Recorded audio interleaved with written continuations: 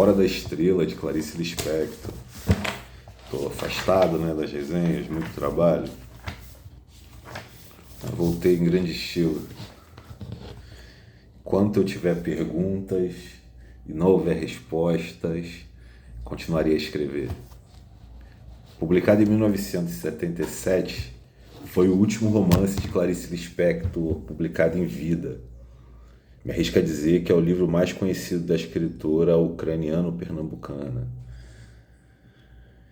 O livro possui uma história em Technicolor, uma adaptação cinematográfica dirigida por Suzana Amaral. Segundo a Associação Brasileira de Críticos de Cinema, é um entre os 100 filmes mais importantes da história do cinema brasileiro. Na famosa entrevista que deu à TV Cultura, disse que era um livro de 13 nomes e 13 títulos. Um livro que já foi lido, a impressão que a gente tem, né, lendo, que parece que é um livro que já foi lido por todos, que todos já lemos o livro, mesmo sem já ter lido, né? Porque ele parece que faz parte já do inconsciente social. Ele é parte da nossa língua comum, né? Eu cheguei até ele por algumas razões. Foi a recomendação de uma amiga que pediu para eu ler A Macabeia da Conceição. Entendi que acho que deveria ler antes a Clarice Lispector e ela me disse que daria para ler assim, a jato, né? Em uma sentada, né?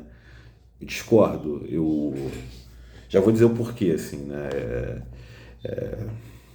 Mas posso adiantar que foi uma leitura muito intensa, né? Então, é um livro de 80 páginas, mas que eu demorei a ler porque fui processando, ruminando, deglutindo. A segunda razão é porque ele apareceu no meu trabalho de duas maneiras, né? Essa é a segunda e a terceira razão, né? O meu trabalho me convocou a ler Clarice, né?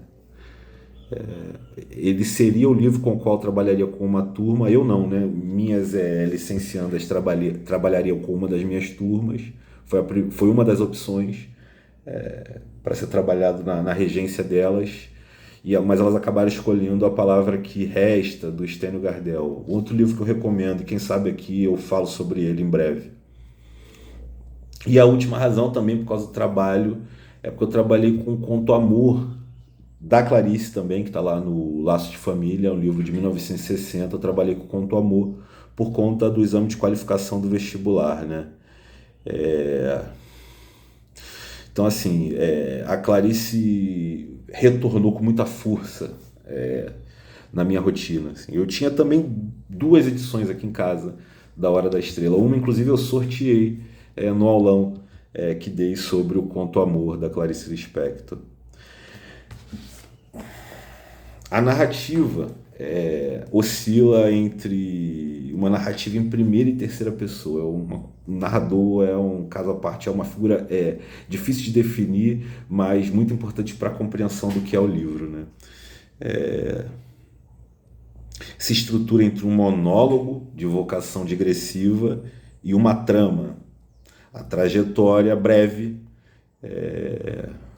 O livro tem cerca de 80 páginas, em que o tipo narrativo é alternado com um discurso digressivo monológico e ao tom de comentário da reflexão filosófica. E o tipo narrativo, o núcleo, né, do livro, narra a trajetória breve de uma mulher nordestina chamada Macabeia que migra para o Rio de Janeiro. Uma pessoa massacrada pela vida e pelas condições em que a trajetória dessa vida se desenlaça e é brutalmente interrompida. O primeiro impacto da leitura acontece no contato com a folha de rosto assim, do livro, né? A apresentação aos 13 títulos ou 13 nomes do livro. Na primeira edição ele foi prefaciado por Eduardo Portela. O livro começa com uma dedicatória ao autor, em que diz, por exemplo, o que me atrapalha a vida é escrever. O autor que, entre parênteses, na verdade é Clarice Lispector.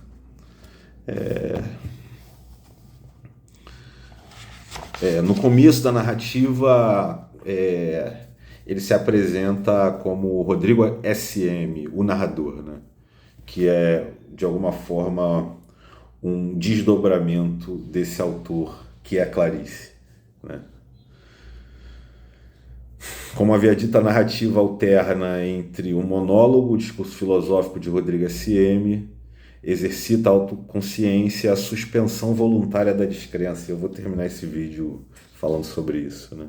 O narrador, eventualmente, contrai o pacto ficcional, da qual é o criador. Então, um parêntese aqui, né?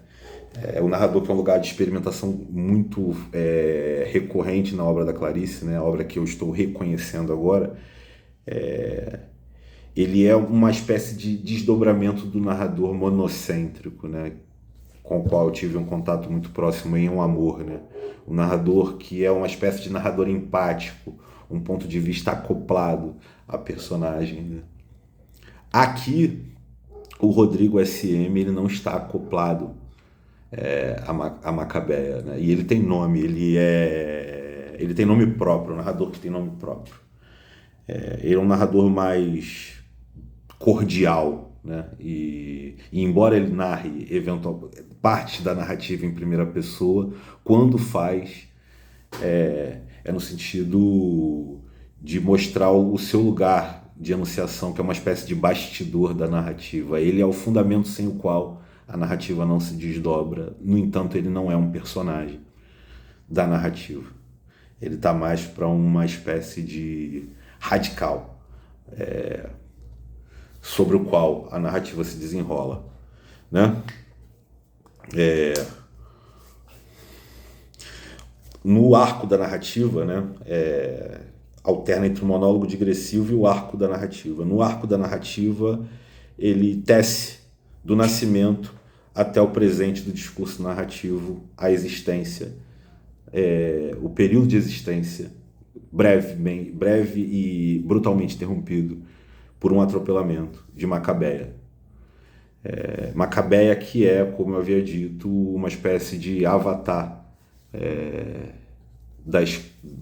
da existência tornada irrelevante pela brutalidade do mundo.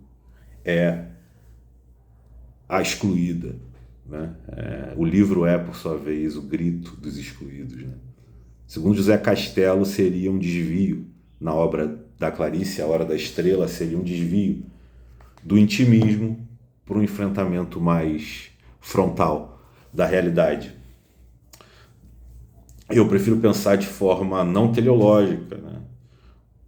Com o Wisnik, por exemplo, que lê A Paixão segundo GH como um romance social.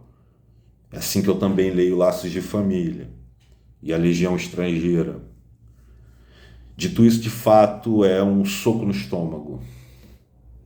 Aqui um excesso de realidade em um sentido lacaniano, algo da ruptura do significante, que acontece também no contato com o significante. A leitura é muito intensa e a laminação, né, a afiação do gume da frase clariciana faz com que a leitura a todo momento seja a experiência do corte.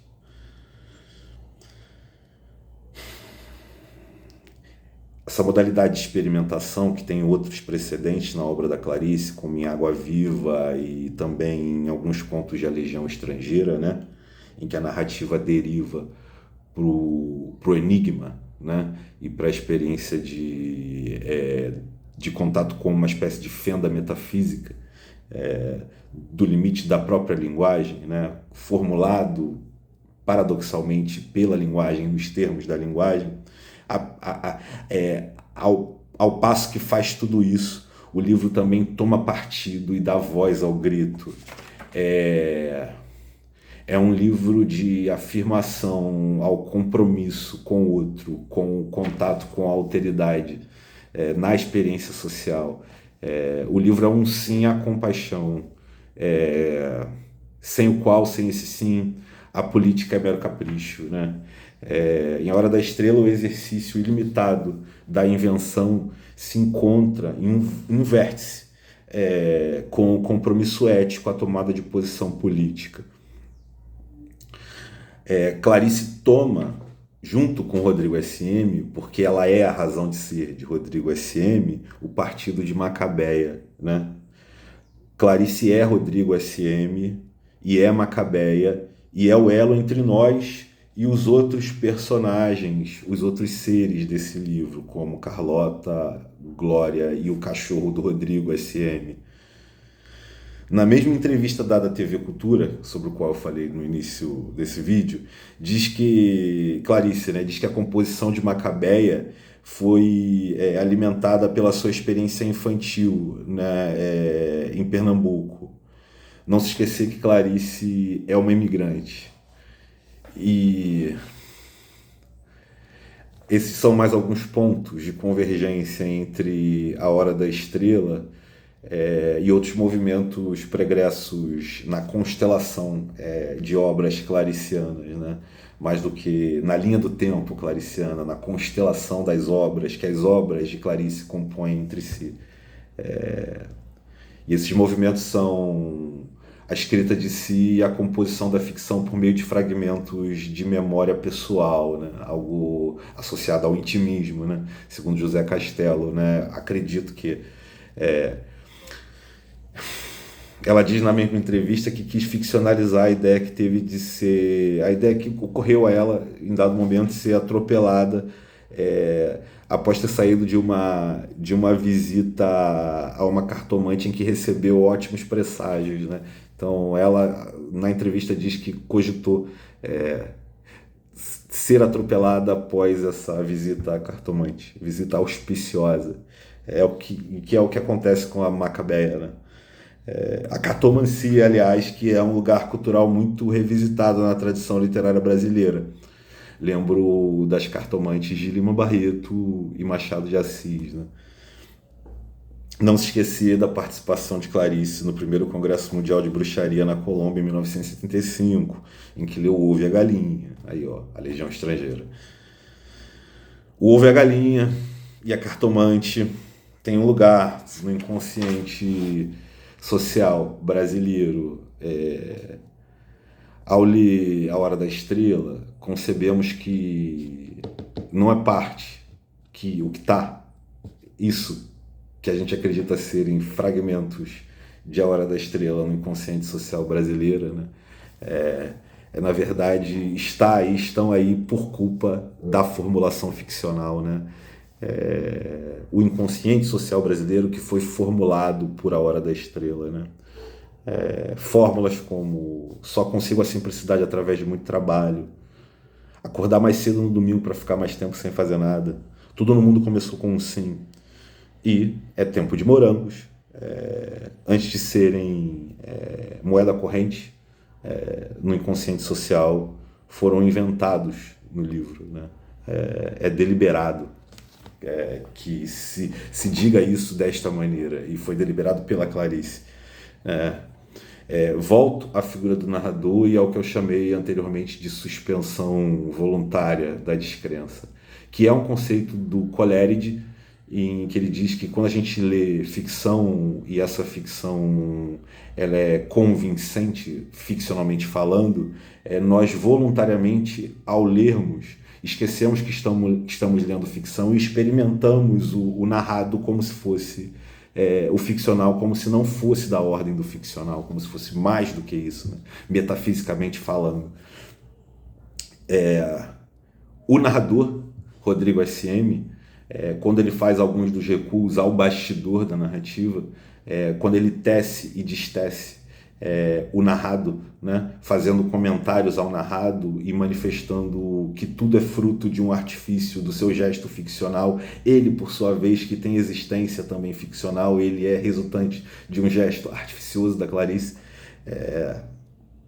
Quando o Rodrigo SM faz essas tessituras e retessituras e destessituras, e vai de ida e de volta, né? Faz e desfaz, a exemplo de Sofia, nas palavras de João Cabral de Melo Neto, Ele estaria assumindo uma espécie de procedimento similar à escrita de Penélope, né? Ou melhor, ao trabalho de Penélope, né? De tecer e destecer a realidade, algo que alguns filósofos, leitores, críticos associam à escrita feminina, né? Uma escrita que tece e destece pelas relações que estabelece nexos de realidade, né? Que formulam o nosso imaginário, né? As nossas afecções, né? E essa experiência da afecção, ela é mais forte no leitor no momento em que a gente percebe o Rodrigo SM tomando partido, né? Sendo tomado pela inconsciência do que narra, né? E sendo afetado profundamente pelo amor que ele tem por Macabeia. E eu vou acabar essa resenha aqui lendo um trecho do qual eu gosto muito, né? Em que ele, o Rodrigo SM, fala sobre ela, a Macabeia. A moça tinha ombros curvos como os de uma serzideira. Aprendera em pequena a serzir. Ela se realizaria muito mais se desse ao delicado labor de restaurar fios, quem sabe se de seda. Ou de luxo, cetim bem brilhoso, um beijo de almas. Serzideirinha, mosquito, carregar em costas de formiga um grão de açúcar. Ela era de leve como um idiota, como uma idiota, só que não era.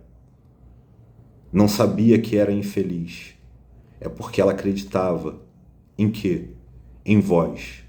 Mas não é preciso acreditar em alguém ou em alguma coisa. Basta acreditar. Isso lhe dava, às vezes, estado de graça, nunca perder a fé. Ela me incomoda, tanto que fiquei oco, estou oco desta moça. E ela tanto mais me incomoda quanto menos reclama, estou com raiva. Uma cólera de derrubar copos e pratos e quebrar vidraças. Como me vingar? Ou melhor, como me compensar? Já sei, amando meu cão, que tem mais comida do que a moça. Por que ela não reage? Cadê um pouco de fibra? Não. Ela é doce e obediente. A Hora da Estrela me pegou fortemente. Recomendo a leitura se você ainda não leu.